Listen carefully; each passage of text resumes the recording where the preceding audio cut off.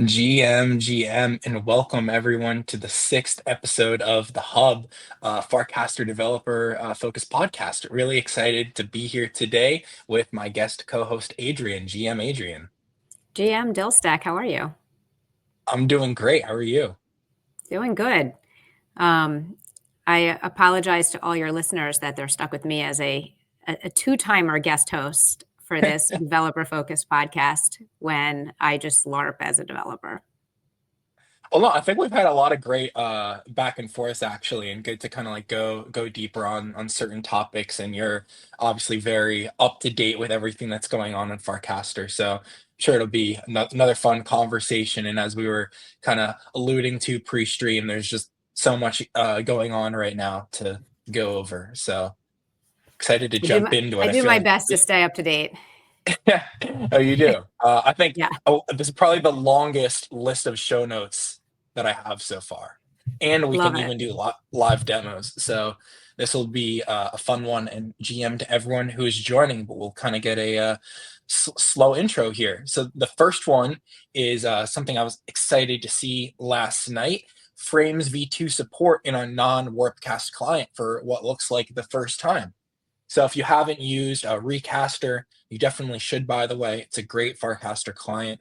I know it's on iOS, maybe it's on Android as well.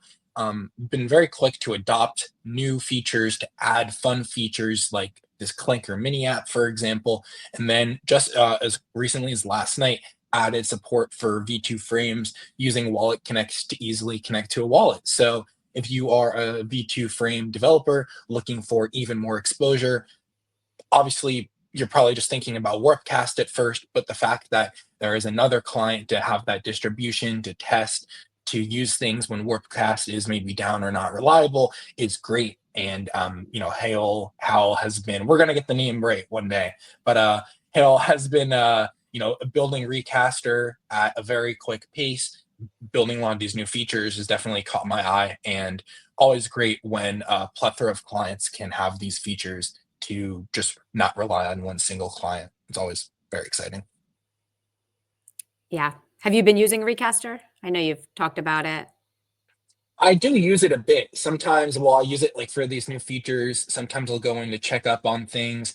And then also whenever something's down on Warpcast, or sometimes I'll hit like the big spinner and the app just kind of won't load or be the most performance, I'll go to ReCaster and it doesn't have that kind of lag opening gap. Any sort of spinner is just waiting for the data feed, which I kind of Hmm. prefer to just be there. Is ReCaster free or is it a It paid app? it is free. I It's can free. uh I can show you. I have the screen share up. I can change the screen. Let me see. Is that even possible? Did I lock myself in this app? Um Actually, sorry, I may have spoke too soon. I think I'm kind of like locked in this app that I chose on my phone, but I can show you the web version actually. Uh so I think it's just read only for now, but you can Hmm. go in and you can see any user's feed. So like Adrienne, this is like the chronological feed that you'd be seeing on the app. You Based on can, my followers. yeah, Okay. you can, click on any cast. So even this in particular is just, I think, helpful and looks nice. And I guess, yeah, there is some functionality. If you log in, you can make these lists and bookmarks. So you should definitely check out ReCaster. I have Awesome. to All practice right. what I preach more, which is use everything. We I talk know. about ReCaster, but I haven't been using it myself, so it's kind of just a little reminder I need to get in there. Nice, nice. I know it takes time to try all these apps. There's so much out there. Awesome. All right. So the next couple, I believe, actually are all about Frames V2. So I'm going to pull those up at the same time because there's a couple of the casts that probably make more sense in context together instead of us going all the way around it. So I'll just open those tabs up and then we can get through. But yes, if you did not know from the timeline, then last week, Frames V2 support launched the dev preview on Warpcast. You can send them and they'll show up on Warpcast Mobile. Good support for them. There's also, which we'll go into a second, there's this developer mode, developer tab, where you can test your frame inside of Warpcast. And as we'll go into, part of this new frame spec requires this domain verification. Think of it this way: when you create a website, you're getting some sort of record, whether it's like a CNAME or some sort of like DNS record that you're setting for a verification. Imagine that sort of verification, except it's coming from your Farcaster account and being set on that website. So that anytime the request comes in, Warpcast can know this app was made by this verified FID who signed this message at this time. And that's kind of like a good way to at least bot out some content. There's a tool for that as well. So like in Warpcast Mobile, you can just put in the name of your website and it will give you a little snippet to paste on your site. And then you can like verify or check. I didn't know that. So the frames can be verified. You can see verifiably who the creator of the frame was. Yeah. Even so if for someone else shares that. Is that manifest file, or is that something different? So the way it works, and maybe it's a good time to just show some of the code. My personal website, like Dylsteck.eth, which is a blog, I made this a mini of like a V2 frame. So you just like click launch and it opens it up and you can read all of this. So I'd say mine is probably like one of the simplest use cases because I'm not doing anything with the wallet. I'm not like using the SDK to bring you anywhere in Warpcast. But there's like two main parts for a frame. So one is at the root of your app, you have to have this .wellknown/farcaster.json file. And in the farcaster.json file, this is the part here you're getting from Warpcast. This it's called like domain account association. So in Warpcast, I put in like in the developers tab, there's this little domains tab, and I just type in www.dylsteck.com, and it gives me this highlighted part, which I add into the config, and then I can go back and I can type in the domain, and it can be like that snippet's now verified. Very cool. So no one, even if someone hacks into your website from your website hosting and changes this file, they can't mimic or pretend it's you creating a frame, because you'd have to do something on your Farcaster account as well to kind of create that handshake. I believe it's bi-directional. That would make it even more secure in my mind. To be honest, I don't know the 100% answer, but if so, then like also, part of the reason I feel better about this is like the official Farcaster example has this info public, so that would lead me to thinking that having that info public is like the recommended route. And hey, Dylan, before we go into kind of more deep, can you give like the 60-second or however long, what like overview of what Frames V2 is all about and why, like what the difference is between initial frames and V2? Yeah, for sure. So this is like a good way to start off, I guess. This is an example of, or before I show the video, Frames V2 basically means that all of these different entry points in Warpcast, that could be a frame, that could be a cast action, a composer action, whatever, can load up this 90% web view mini app, etc. We've been getting there, right? There are these things like composer actions that can open the mini app. Now they're just calling everything frames, and it is entry points that open up an actual mini app, like an actual website inside of a web view. And that website inside of a web view, not only does it have cosmetic things to make it look nicer, so like when the frame is loading, there's a placeholder background in a little icon, like if you're opening an app, to make it look nicer, little things like that. But the developer of the frame also has an SDK where they can go and trigger things in the client. So let's say you made a GM Farcaster V2 frame. It can have a list of all of the podcast episodes, but then when you click mint, it can trigger the wallet in Warpcast, and the user's preferred wallet can mint that NFT. Amazing. And you can also, so it's like going from, so like Frames V1 were really, if you just think about frames, it was like a static image with some buttons, so therefore slow and couldn't do that much, even though it had context of who you were and what your wallet was.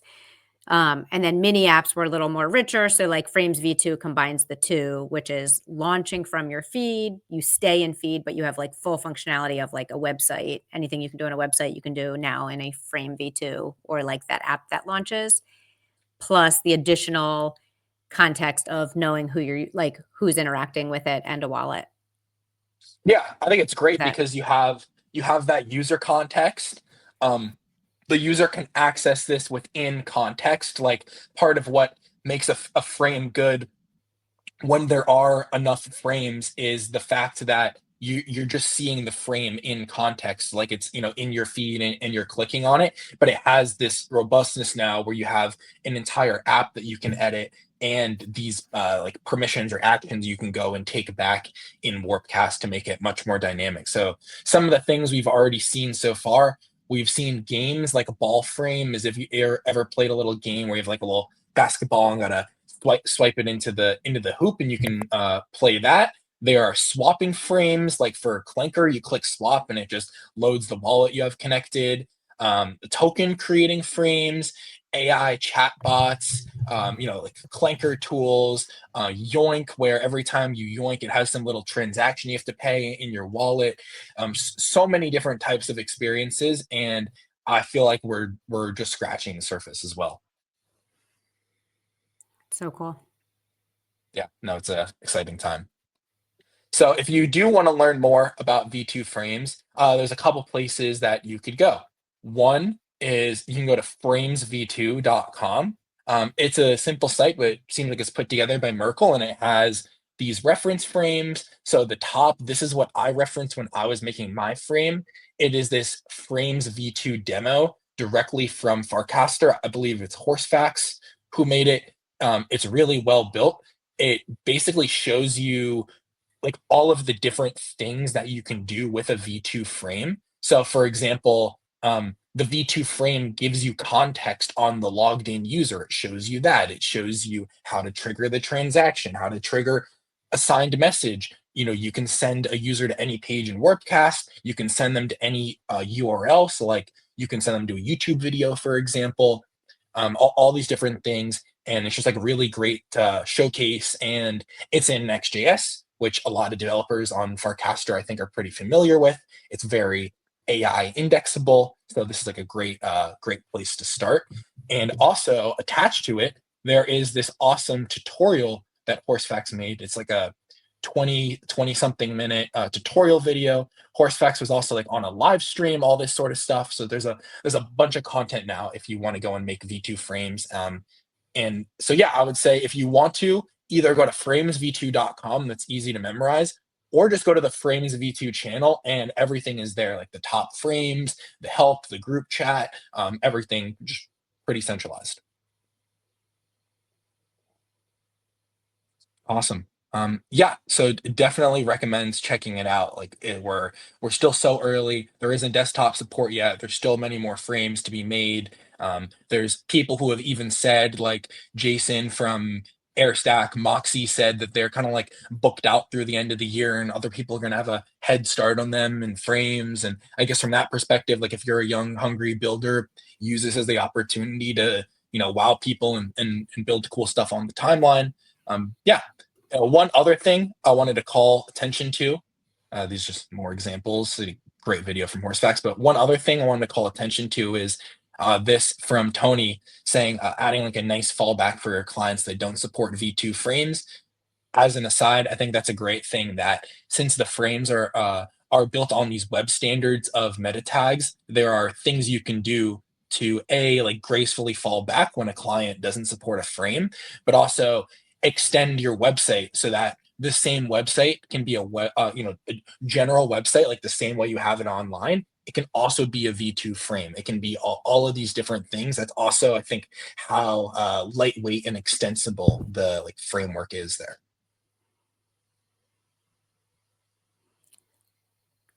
That sounds good. I'll take your word for it. And Right. I guess, right, like with anything new, I guess best practices for Frame V2 development haven't necessarily been written, but there's, I guess, patterns and best practices from just general web development that you'll use. And I guess it's a cool way to contribute to creating Frames V2 best practices. Just start playing Yeah, around. And no, totally. I think that is the best way. Cool. One other thing, oh, sorry.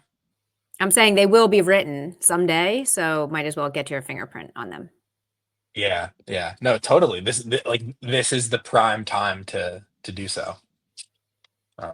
One last Frames V2 developer related thing I wanted to call attention to was this I wrote last week. So, during Thanksgiving, I was taking some time off the computer, but every time I kept coming back to the timeline, there was so much going on with frames coming out, people building on them. Dan announced this mini like frames bounty, which I think closes tomorrow for building a frame up to like $1,000 or something like that. And so I didn't do everything yet in terms of using the wallet capabilities, the SDK, but I just wanted to convert a couple of simple sites to V2 frames is like fun to use, fun to share. And I found like what I think are the main steps, at least for converting a V1 frame to a V2 frame or just adding it to a Next.js app. So I wrote this little long cast here and wanted to quickly share it. Hopefully it resonates for developers. I said it took me just about 45 minutes to convert a V1 frame to a V2 frame in the Next.js app. So I wanted to walk through the steps. The first is installing the Farcaster Frame SDK package. It's a NPM package. You also have to install handstack query, which is used for the fetching, as well as VM and WAGMI for wallet operations. If you're building an app in crypto, though, I think those packages are pretty familiar, and there's a good chance that they're already even in your package.json. I was using Frames.js for a V1 frame. Still think it's great, and like V1 frames are going to have support for a while. So if you want to keep it up, you can keep it up. I just gutted it from my app.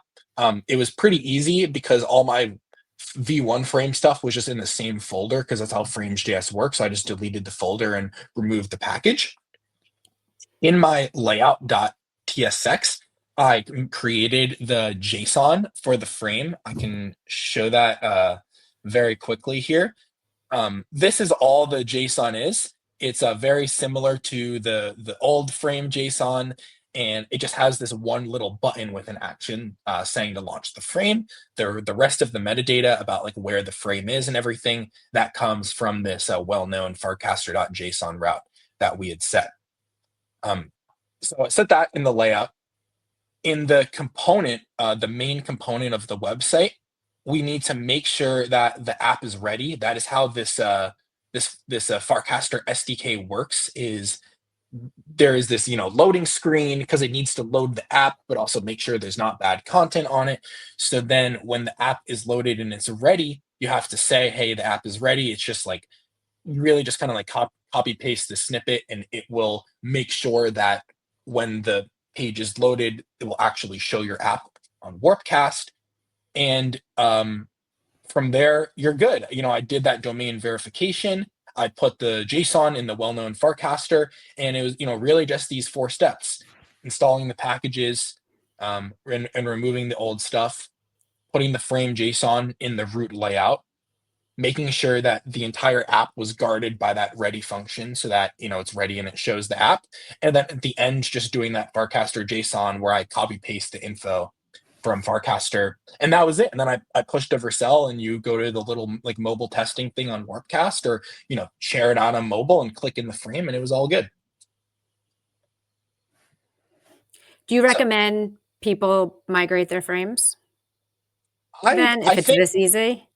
I think especially if you have very like complex V1 frames built out, and you think that they're still going to have some traction or there's some backwards compatibility you'd want, then it is helpful to have it up.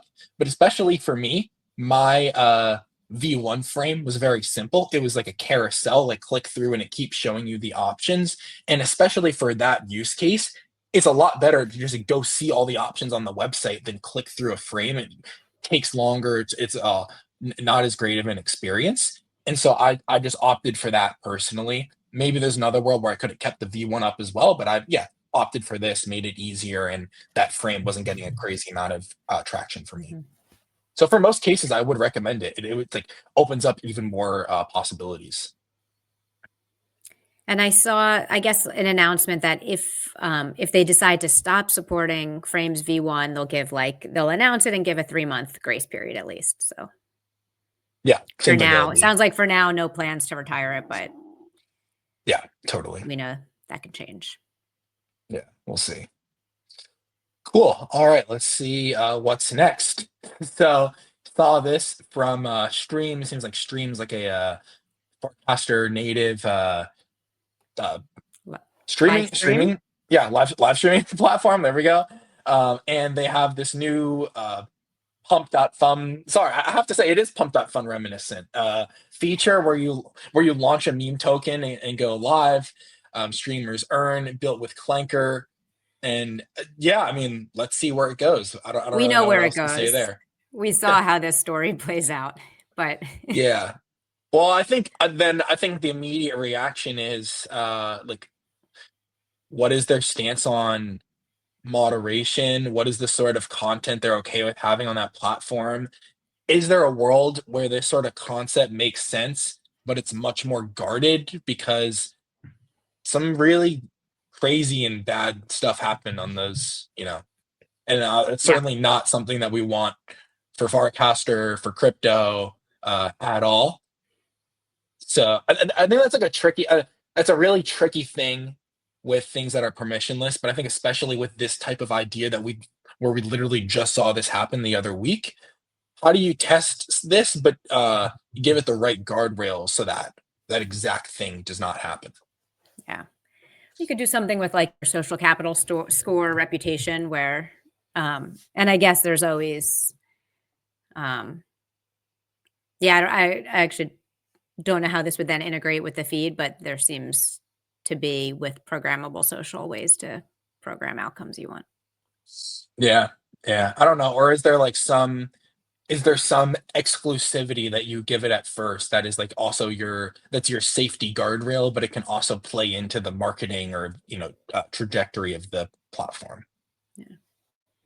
But we'll see. I think if anything, like, oh look, obviously the making sure that sort of stuff doesn't happen should be like one of the top priorities and is certainly not something that we want to see. I think on the other side, if it can be properly managed, it is exciting that people are tinkering and trying to find ways for all of these Farcaster Legos to come together. And there's like Yeah. certainly a moment going on, regardless of just like what live streaming could be. Yeah. And we do think live streaming is the future of all media. Just Yes. Yeah. that's obvious as we're live streaming. Yeah. So Totally. no shade on live stream. That's super cool. And just Yes. Which you should join it's our just live the stream. combination. It's just the combination of live streaming with meme coins. Yeah, it gets hectic. Well, this was another one I thought was cool. It is a V2 frame as well, so you should check this out on mobile. Farcaster starter packs. So if you have seen, which I'm sure maybe you'll be going over on your chat with Dan later, that Warpcast has this great new starter pack feature, which was inspired by Blue Sky, where you can put a list of up to 100 people together. Tiago, who is a great builder, he's built feeds, built a bunch of other stuff on Farcaster. He made this little like 3D tool where you can literally just like swipe through and explore all the different. So let's see if we can get all the way down to the one that you made for Farcaster native media. I think it should. And what you're showing here, like because you're on desktop, when you click through to the frame, this just opens up as a website. Like if you're on mobile, this opens up in app. Yeah, But if you're on this is like the frame that's designed to like it works like any old regular website, but because it has various headers in it, it opens up in app on mobile.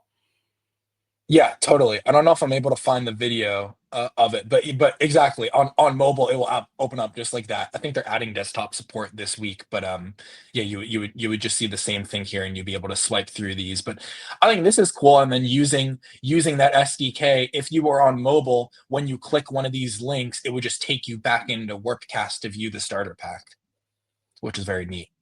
Yeah. And this is Or such a nice UI. And I don't think, right, you could never have done this with Frames V1. Yeah, totally. I mean, this is I think yeah, there's like a really cool one thing that comes to mind, sorry, I was like trying to figure out the best way to articulate it, is for the longest time, even before frames, one thing I wanted to see was, could you just have an embedded live stream widget directly in the post the same way you do on Twitter, X, Lens, all that? I wonder if now that we've standardized around this platform, does something like that become possible in the future, or that V2 frame is just somehow shown in the feed, or maybe it's only shown for like a designated type of V2 frame, like a live stream, and it has some extra permissions or security or whatnot. But um, that sort of world of everything being embedded seems a lot closer than it once was. And as you just said, this sort of starter pack thing would not have been possible at all. People would have been trying to do it in V1 frames, like with GIFs, and it would have been slow. And yeah. Yes. Slow is bad. Yes, We can't tolerate slow. I know. Slow is bad. First it was block speeds, then it was using frames. We do it to ourselves sometimes. Yes. Yeah.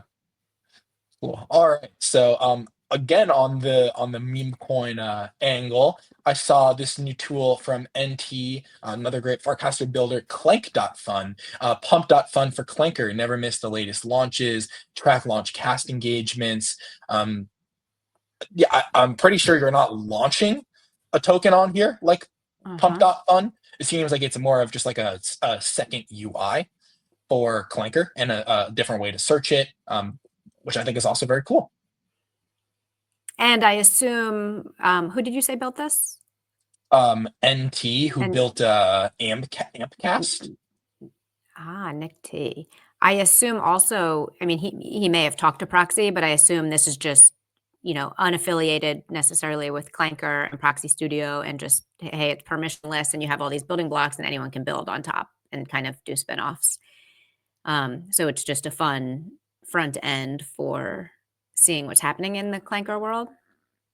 Yeah, and I don't know. will also, and this made me realize that Clanker has a undocumented but open API, and I could take like 20 seconds to show it. I've been building something, and I made a very, very small integration for it yesterday. So I've been working on kind of like Farcaster related AI chat, as well as potentially some stuff around building V2 frames, but the chat has been my focus. So now using this Clanker API, when I ask which Clanker tokens are trending, I can get this little interactive component that uses live data to show me the token and some little widget around it. Wow. So here, like, these are the live tokens. I can go through, I can go and view it on Deck Screener. And imagine if it was like much more interactive, I can actually show the chart, or you can buy it in some sort of swap right there. I think that's like the sort of future it could all trend towards. But even just doing this, I think, was kind of fun to put together.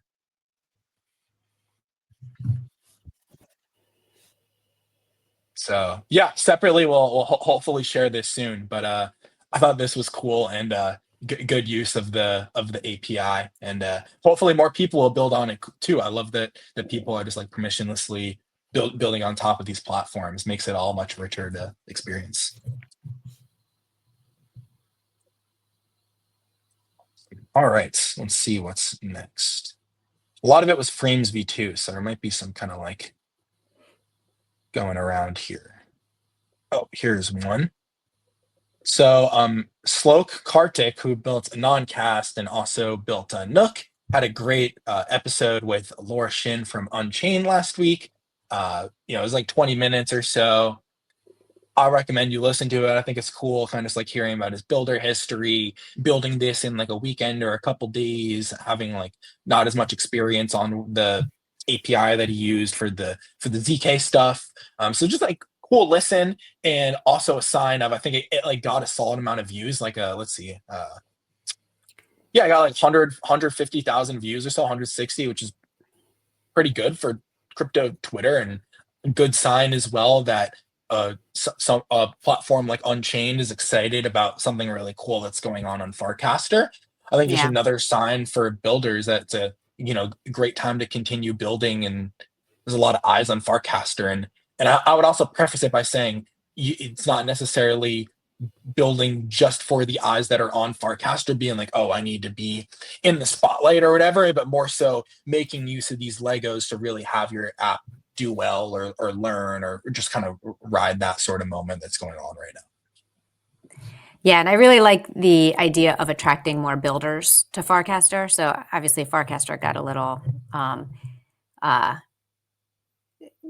saw it all over my Twitter feed, but it was mostly related to meme coins and Clanker activity. And no shade, by the way, to Clanker. I kind of feel like I keep bashing meme coins and throwing Clanker in there, but I do love all the clanking. But when it comes to kind of growth and whatnot, I want to attract more devs. Yes. I think it's still, that's kind of the energy. If you remember, like in January, we had a bump with Frames and Frames Hackathon, and then degen happened right after. So maybe we're seeing this in reverse. We get a little Clanker bump, but followed by Frames V2 dev excitement. So get the devs over. Yeah, hopefully. Like, how do we turn the token excitement into something more? Into builder. Yeah, like one of the things I didn't really cast out because I didn't like. I think everyone was kind of like taking their own profit from it and whatever. Is there were many, and this happens with a lot of fads, but like there were people who don't really come to Farcaster much, or they kind of just like secretly trash on Farcaster, and then Clanker caught their attention, and so they made some token, and the token like did well for a day or two, and for that day or two they were like, oh, I'm the prince of Farcaster or the princess of Farcaster, and I've always loved Farcaster, and you know what I'm saying. And I guess like that happens at any sort of trend, but I wonder how we get people who are maybe just coming for Farcaster for the glitz and glamour to like double down and like see the promise and what's really exciting there. I guess to some extent it's not going to happen for 100% of people. There's like speculation in any sort of field, but as you're there's saying, always people who come, you know, Prof and I always say to come for the coin, stay for the community, or yeah, come for something and then you're staying for builder. It's like the tide will wash out, like we'll come in and then there's shells and things that get left, and you know, it's like you'll have different waves of growth, but you're always going to get people who hang around and build.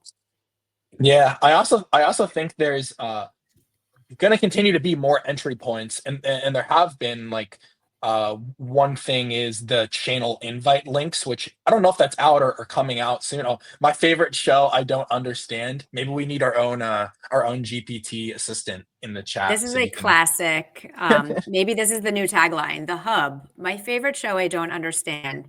And this is a show for developers, Woofy. So that is fine. And if you feel bad watching the show as a non-developer, imagine how I feel co-hosting this show. So this is my favorite show I co-host that I don't understand. I feel you. Oh man. Something along that tagline, be like great on a mug or something like that. Or even like I don't understand myself on the mug. That's great. Woofy's a developer. I apologize. You develop vibes. Nice. But yeah, no, so going back to the channel invite links, like I think there are many of these different ways to not only bring someone into Farcaster, but like keep them retentive in that cycle. With the token stuff, it's like harder because that's the most craze, you know. But I think for the rest, like for example, if you're not as Farcaster related and you're going to events and then you're meeting Farcaster people, like with the channel invite links, I think there's many more ways to get you hooked. I think hopefully with the token stuff, like the more exciting things Farcaster does, the more that catches the zeitgeist, the more people continue to take it seriously, and it's not just, you know, speculate on token. Awesome. All right, let's see what we have next here. This one I thought was cool too. So I went over this on the last episode last week, this little meme from Matthew that maybe if you mention a ticker, you would see the modal come up and be able to buy or sell, which I did think was really cool. And the way Matthew mocked it up was like pretty similar to what I would think of in the Warpcast design system. And then Rish at Nanar quoted this and added a new feature to the Nanar API saying that for any coin on base, you can now see your top friends who own the same coin. It seems like they've been doing some more on-chain stuff, but I think is really cool. Like, for example, when Frames V1 came out, one of the biggest things people were using their API or infra for was like validating the frame, which is very gnarly and requires this entire signature, etc. And without, I mean, I'm just like talking from the cheap seats here, but it seems like one of the ways where their infra might be also helpful for Frames V2 and agents and this next wave of Farcaster hype that's coming up is actually supporting like what does the other side of Farcaster data look like on chain, or like what does data look like that can support something like an agent or a V2 frame. So I think this is really cool. I think some of these new APIs that are coming out, like I think there's this other one as well where you can see like the token balance of a user. Let's see. So there's relevant owners, token balance, subscribers. I think this is for Hypersub, Fabric, if I'm not mistaken. But yeah, I think like that kind of like on-chain component is something cool to be exploring. I saw Matthew's cast. I think Prof even pulled it for a GM Farcaster. We might have even talked about it. And I am only now realizing what I'm looking at. This is this is very humbling. So I just realized, so Matthew was just mocking up the ability to make token names clickable, like hyperlinked and interactive. Yeah, I think he was mocking, like, right? $sign token just doesn't tag anything in the feed today, right? It's just text. So yeah. this is like, and this is what Twitter does, like with stock prices. Yeah. I think the way Twitter does it is a little bit different. If I'm not mistaken, when you click on it, it like takes you to a search page, and then on top of the search page, it says something. Let's see, like if I do, I mean, it's like a hashtag, dare I say? It's hashtag, but for tickers. Yeah, like here with Tesla, it just like shows this on the top, and then I see the feed. But I think, yeah, Matt's example is you would click and it shows the modal, and something about the way it was casted or the way I saw it on my timeline or whatever, I thought it was like out in a feature, and then quickly realized it wasn't. Well, that's what I was going to ask you. This doesn't exist yet. Yeah, Rish is saying he's going to start building APIs already in Nanar so that you can. I think he. Oh yeah, so he. They launched this new API where now you can see like your top friends that like own the same coin. So like, which of my friends own the cashed out token, for example. I think maybe the point he was alluding. Many of your friends do, Dylan. The list is way too long for us to read off. But I think the point he's trying to make is like, this thing from Matthew doesn't exist, but with this sort of infra, maybe these are things we can support. I mean, it doesn't look like this route is giving you like the 7-day price of the token or whatever, but it seems like maybe, yeah, these routes just like can continue to help you try and support certain Farcaster X on-chain projects. Or just quoting it for relevance. Yeah. Yeah, but it's like, I don't know, just another example of what's possible with programmable social. And I think it's one step closer to bringing us to hashtags. That's all I'm saying. I want a hashtag. Yeah. Unironically. Part of what made me think this was going to happen is Dan casted something like a week ago, and he was like, we're launching something really cool, and like no one's going to know what it is or something like that. And then he was like, no one's guessed it. And unless I didn't catch up on it, I don't know if they ever revealed what that was, or if it was the V2. Oh, okay. Well, it was starter packs. Yeah, that makes sense. But I feel like that was like very publicly known that they were building that. Like on the developer calls, people are like, "Can you guys do Blue Sky starter packs?" They're like, "We're working on it." Like, and then he's like, "Guess what we're doing?" And no one could guess it except for me. Nice. That's interesting. He really psyched everyone out there because I was gonna say if he hadn't announced it, come on, let's see what that thing is. But because at first part of me was thinking, oh, are they doing something on chain? Like, would they? Because if they had actually done something like what Matthew posted, then I would have thought like all previous bets are off the table. Like if they would actually build this thing, then I would feel like they're just like willing to embrace any sort of crypto nativity, crypto features, and they do embrace a lot of crypto nativity. I think if they were to do something like this, it would obviously be in some sort of V2 frame, and B, I think while they're like embracing more so that this whole meme coin moment is happening, I certainly don't think they're going to make like Warpcast token deployer or add a transactions tab. Like I think V2 frames have the scope that they need to. Other apps like Interface, Friends, etc., are like doing an awesome job of picking up this moment and building features that are adding into it, like seeing when your friends bought and sold on the P&L chart. But it doesn't seem like they're going to go that far on Warpcast, and I think it's fine. I think they can acknowledge this moment and not necessarily have to do that, and I don't think they really want to go that far anyways. But yeah, this actually would have been cool. I wonder if maybe ReCaster or another client, or Supercast, which is going more so into the on-chain direction as well, would do something. I know Supercast has like a little swap component on the side on mobile, but I wonder if they would actually do something like this. And there's, I mean, I don't know if we went over like the new rebrand, but Farcaster Index, whatever, their UI, and they're building a lot of really cool stuff like this. It's like much more fleshed out than I'd previously remembered. All of the stuff about top tokens that are coming out. You go to a page for like Degen, for example, and you see the chart, a feed of the casts that are coming through. It's very well put together, and there is certainly this Farcaster economy that is forming in one form or another. Totally. And very, very like mature apps being built on top of it as well. Like who would have thought it a year ago today that there'd be these many mature apps even in just the span of time.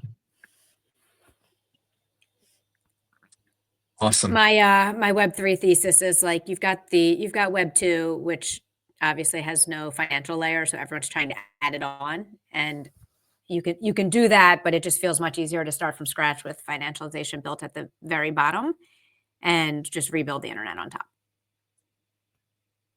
Yeah. And I think many such cases. Cool. Yes. Yes. One other thing, live news that just came in like 20 minutes ago, is Dan cast that they have this new Frames V2 introduction page here on docs.farcaster.xyz, the official page. Not super long, but just another helpful place you want to go to. You can see what the standard looks like. Like, for example, you click the frame here and it opens up the app, and this is what the app looks like. But it's a lot of those same links we were talking about before in terms of how you build. It looks like some of that content actually was moved over. So you should check this out. Like, for example, this getting started has a lot of that code, that demo code that Horsefax had written. It seems like the entire page just filled with it. So if you are looking to build frames, I would say, again, just go to either docs.farcaster.xyz or framesv2.com, and either of those will Dylan, hot off the press, a newsflash. Frames V2 just got a makeover. Did you notice? I think it changed. Wait, what? From the time when you started the show 43 minutes ago. Go to framesv2.com, and it was just reorganized, unless it was earlier. But before it was just like, here are video. Yeah. So before it was like, here are some videos, here are some GitHub repos. So now it's a little more friendly to someone who's coming, and these all link to the official Farcaster docs. Yeah, perfect. They moved all of it over, so it has the resources. So maybe yeah intro. So anyone who wants to get involved, start at framesv2.com. Yes, yeah, this is everything. These are all the example projects, etc. It's just, if you go to docs.farcaster.xyz and click, build a frame, it takes you to frames, but you just click Frames V2 under, and it's all of these four here. And I'm sure that they'll change this so that it takes you to Frames V2, but pretty easy to find on that site. So yeah, good to see that coming in real time. But Awesome. I think those are the main links that we have for this week. Really appreciate you joining again, Adrienne. So much going on. I'm sure that next week we'll have even more going on to discuss as well. And we hope that everyone has a great rest of their week and continues building. If there's anything cool that you're building or have any questions on it, whatever, just, you know, feel free to tag me and I'm happy to chat or help, whatever. Just, really great moment for Farcaster. So I want to try and support however I can. Yeah, Dylan, thanks for keeping the hub going. I'm loving it. I think it's very much needed to have kind of developer focus content for Farcaster. So thank you for doing it. Thanks for having me as a guest host. I For joke, sure. but I joke, but I do enjoy hanging out and talking about dev stuff. Awesome. Yes. No, it's Um, always great chatting with you. Hopefully we'll also have some other guests coming in the future, but always great to chat with you. Really glad to be able to run the hub, hopefully to many more. And yeah, fun to go through and even have been able to send it to a couple friends like on Thanksgiving, was trying to explain to them things like Farcaster and also what's going on. And there's a couple people who I think were maybe getting some of the ideas, and hopefully listening to something like this could like we're talking about ways to get someone further on a Farcaster. Maybe that could help too. yeah. How were your Thanksgiving conversations, by the way, about Farcaster with your family? Because I It was struggled with good. mine. Right, I think some people were just more so focused on the meme coin aspect. I think some of my other family members, it's going to take them time to get like the entire programmability side of it. But I think even though it's not the one thing I wanted to harp on, saying different things like there is a bot account controlled by AI that talks to another AI that makes a token is this like inception that they hadn't really had thought of before. And the funny thing is, when I had always described Farcaster, I wanted to have the pitch be about this like interoperable social where your one social account is accessible across all these platforms, and it's an economy that you're more in control of instead of big platforms taking all that money. But I almost think that these sort of crypto x AI moments are other great moments to like showcase what Farcaster is or why it's important.